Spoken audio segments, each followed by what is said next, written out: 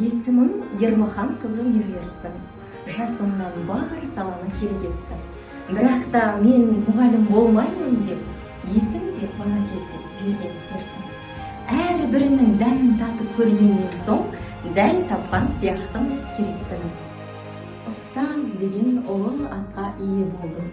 Математик атағы ол асқақтым. Ізімен жүріп келем ұлы тұлға Аристотель, Фараби салған жолды. Хоумбанктен бастадым жұмыс жолын. Депозиттің ажыратып оң мен солын. Бір жылдан соң Сарыағашқа көшіп қонып, БК банктың таңдадым кассир болдым. Казкоммерц, Халықбанк пен БЦК-да. Менеджер боп еңбек еттім ол жақта да.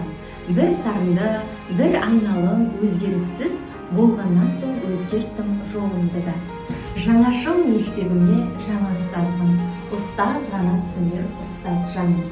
Шәкіртті шыңға шығып белес асса, бақты сол емес пе ұстаздардың?